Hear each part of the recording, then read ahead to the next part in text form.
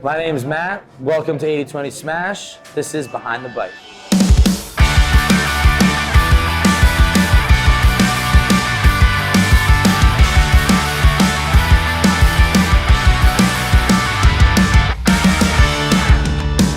Our restaurant is unique in a lot of ways. We exist inside of another restaurant. We're only open 4 days a week. We're only open for dinner. We kind of go against a lot of what the norms are in terms of what traditional restaurant scene was. And we feel that it's the best way to bring our product to you guys at a consistent level while also maintaining the highest attention to quality. 80/20 Smash is all about the burger. Our menu isn't very big, but it's very intentional.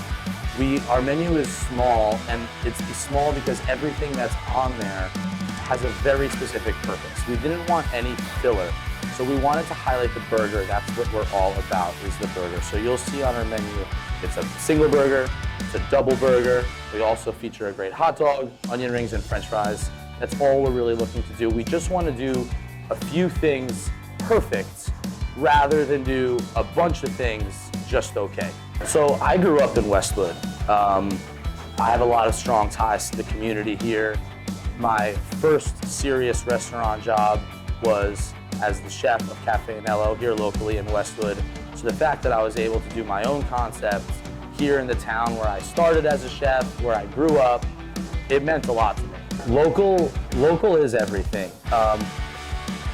It's everything what we want to highlight, right? So I grew up in this area. Right around locally, about a block and a half away from where I grew up, there was this little old lady that would sell hot dogs on a street cart. I grew up loving these hot dogs. As a professional, I come to find out that this is Dolores. She's the hot dog lady. So when I had to put a hot dog on the menu, it was the easiest decision we had made because I knew whose hot dog I was using. But that was the easiest decision we made. So the fact that I got to go up there and say, hey, I've been eating your hot dog since I was a kid, I want to serve it in my restaurant now, was a really cool full circle type of moment that we got to do together. Because the family over there, they're a small family just like we are. They were so excited that we wanted to feature their hot dog. Thumans wouldn't get excited if I told them I wanted to serve their hot dog. They did. So that kind of really just kind of encompasses what we're about as a business and trying to highlight small things and that deserve to be highlighted. So I think one of the things that sets us apart is the fact that all we do is this smash burger, right? So we looked at every single component, the bun, the sauce, the seasoning, what kind of toppings we might include, what kind of cheese, what kind of beef, what blend of beef, every single element, what pickle are we using? All of them have infinite options, right? And it was always about how can we, and we literally for months demoed and trialed. When we were making the sauce, I ate mayo for months. It was like, we became so obsessed with how to make just this one burger, just this burger.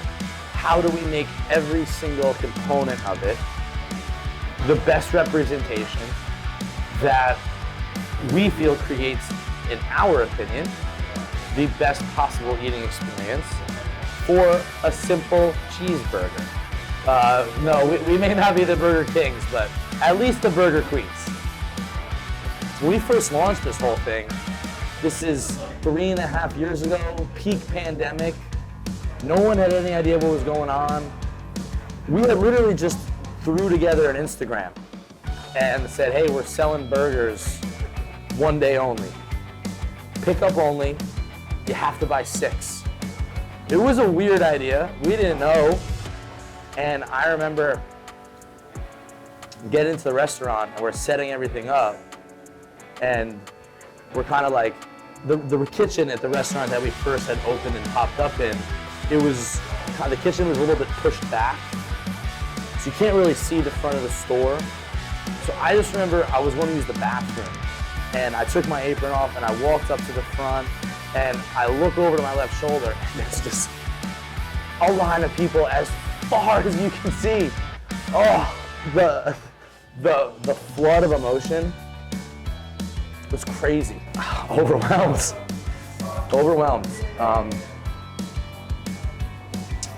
I had worked for so many people in my life, and this was something that I was doing just for me. And it was like these people came out to eat my food. It was such a humbling experience to be like, these people are here to see me and eat this burger. Like it was almost, I would say, awe-inspiring. I was actually super lucky enough to, when we had first opened our door here in Westwood, the initial support was so crazy that we actually needed to have, we called it a burger bouncer, which is kind of nuts to say out loud, but it's what it was. We were at the fire capacity for the building, 75 people in here. So like we had to have somebody mitigate the door so that people could go in and people could come back out, so we weren't violating the occupancy. So we were like, well, people were calling the fire marshal on us because we had too many people in the store. So we started lining them up outside the store once we had 75 people in the store. And my father had just recently retired, and he'd been in customer service his whole life. And I was like, Pop, please, just go stand at the door. You're like 6'3" with a beard. No one's gonna bother you. Stand up there with a little pitch counter and be like, hey, we're at 75. And when you get there, as soon as somebody walks out, you let them in. So he's like, yeah, Matty, I got you, of course. So he came in to help us with the door the first couple of weeks we were open, and then he kind of was like, I don't want to stay home all day either, man. Like, can I come back next week? Of course, Dad. So he's kind of our informal maitre d' is now kind of what we have. And it's fitting for us because, like I said, we're a $6 cheeseburger shop, but we treat it like it's a fine dining restaurant. The kitchen vernacular is always very professional, respectful, and clean. Behind, heard, yes chef, no chef. The management team runs the front of house the exact same way. I don't think most of our competition, you're not gonna go there and have a maitre d'. But if you come here and you have just one more thing that's like, wow, those guys are doing something different. And we're not doing anything too different. We're just doing something that had existed in fine dining forever. Recipe development, testing, demoing, kitchen call, vernacular, different nomenclature within the community. We then applied that same metric to a fast casual burger shop. And I think that that's been a very large piece of the puzzle, is that there's a reason that these upper echelon restaurants can operate at the level they do. It's because of the professional things that they have installed in the policies and the rhetoric and the culture. We wanted to bring that sense of professionalism and perfection into that type of restaurant, which I don't think had been done too many times before, and I think that's a large piece of our success. Is you come in here and they turn around and it's yes chef, no chef, heard chef. Like our staff, everybody back there has worked in Michelin star restaurants, James Beard restaurants, Brett Manhattan restaurants. If it was a sailboat, they'd be the sails. Yeah, I consider myself so lucky to be able to have something that so many people are interested in trying. It really is, there are no words for it.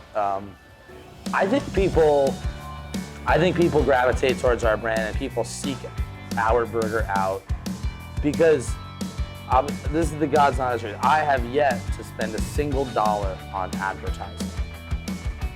All of the things you've heard about 80/20 is coming from someone you probably know. Word of mouth is the most trusted and most valuable potential resource that any type of restaurant can have. People don't want to see some paid for Facebook ad talking about how their burger is the best. They want to hear it from a friend, a family member, a girlfriend, a husband, a wife. Hey, I just had this burger and it was the best I've ever had. That will make people come, or at least that's what I have found has been the most valuable piece of advertising you could ever do. And it's free, but what it requires is requires us to be consistent. We have to put out that quality every time. But a lot of people, when they come in and it's their first time and they're like, well, like, what made you start cooking? Like, almost kind of thinking that 80/20 was my first venture into this industry. 80/20 was literally born out of a bunch of fine dining guys that got laid off when the pandemic happened. And we were a bunch of creatives that were very self-destructive and needed something to do. If this is ever something you're interested in doing, don't be afraid to like ask questions. Because a lot of these restaurant guys, they might seem intimidating and, you know, tattooed, and, you know, most of the kitchen guys I've ever met are some of the nicest people I've ever met, and they want to help. They are willing to sit down and be like, hey, this is what's working for us right now. This is what's not. This vendor, he's the man. That vendor, he's always late, you know? But at the end of the day, all of this, which has been just such an absolute passion project, turned career, which is a crazy thing to say out loud. I just, you know, the fact that every single day people still showing up here, waiting online, waiting for food,